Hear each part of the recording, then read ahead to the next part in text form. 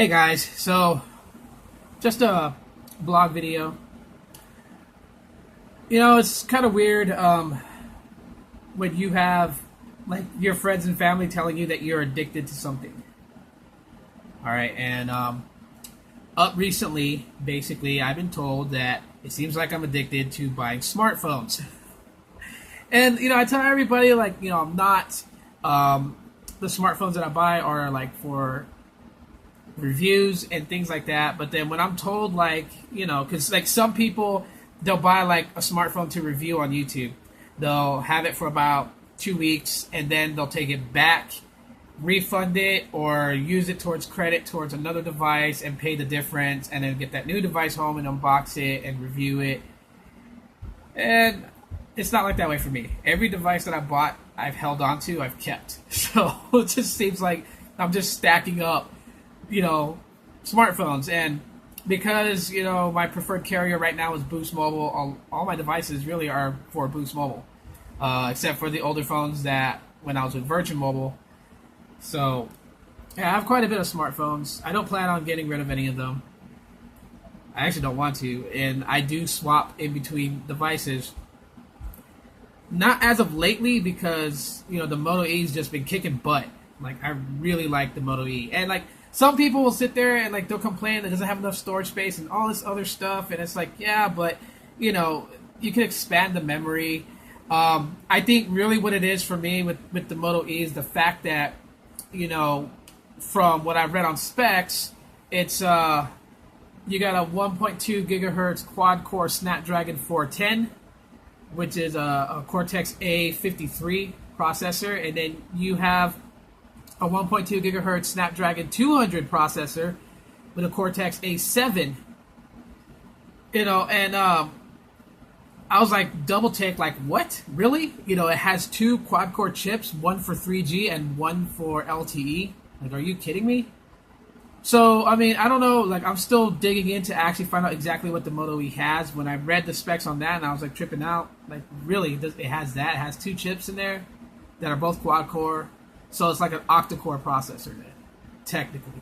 If there is two quad-core processors in there, then yeah, unless, if it's just quad-core, basically a dual-core Snapdragon 200 and a dual-core Snapdragon 410, but then, no, it wouldn't really make sense. So I'm going to dig more into that and figure it out. But, I mean, if so, then obviously that's why the Moto E just really kicks butt for me.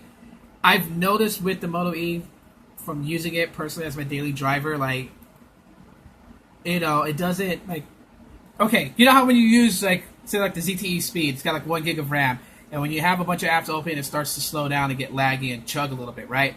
I can do the same thing with the Moto E, and it's not going to slow down, and it's not going to get chuggy at all. I've tried. I've opened up every app that I had on my phone and had it running in background, and then I would, like, browse the web, and it wouldn't lag or chug at all. And I was like, what the heck? This is really good for 1 gig. Like, I would expect that from, like, a 2 gig phone. Like, the Warp Sync is 2 gigs, and it doesn't even get like that at all whatsoever. So I'm, like, really impressed with the Moto E. So it's really stuck as my daily driver. But normally I switch in between devices, just depending what I feel for the day.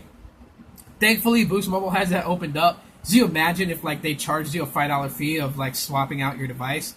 Man, I would pay some money out just to switch phones for the day.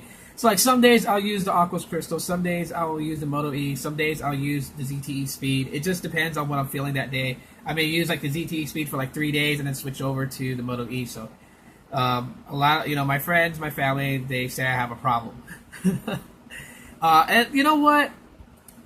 I think I could agree with them a little bit on that. I had a problem with ROMing back in the day when I had the Galaxy S2, which is why I had to get away from that device. Like, was the ultimate reason why I really had to get away from it.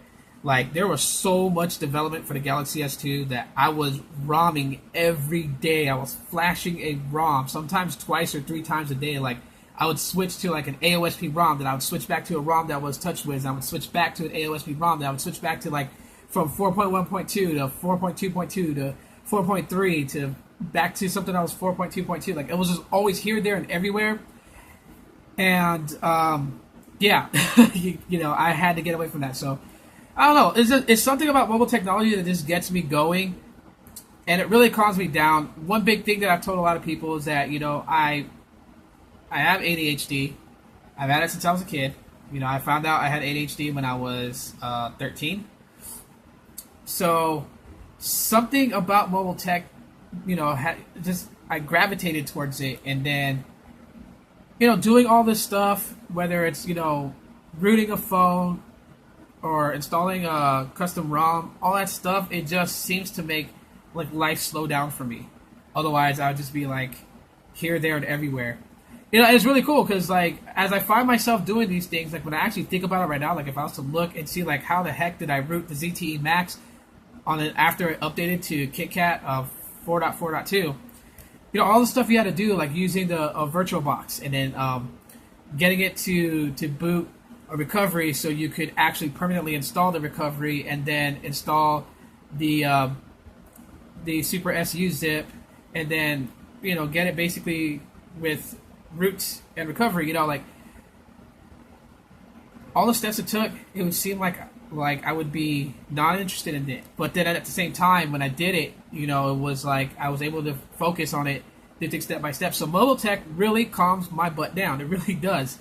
Even when I like rooted the LG Vault, when I downgraded it from ZV5 back down to ZV3, and then before it would request to update, I would root it, I would install custom recovery, I would flash the ZV5 update with root, and then have a rooted device, and now it's on Lollipop on a beta version. It's like all these things that I could do with mobile tech, I think, is the reason why I gravitated towards it. And with Android, there's so much customization to it, is probably the biggest reason why I've never actually got interested in going to iOS and iPhones, where you could have so much that you could play around with. So, yeah, I'm a tech junkie. This is like an AA meeting, and I'm admitting all my addictions right now. So, anyways, I would love to know if this is similar for you guys. Is this what you guys find with ROMing or with picking up smartphones from like Best Buy or Radio Shack or online? Like, tell me, what is it about mobile tech that you guys love? I'm dying to know. And if you guys like this video, give it a thumbs up. And if you have not subscribed, you can do so. Click that subscribe button somewhere down there. And I will see you guys with another video. Thanks for watching.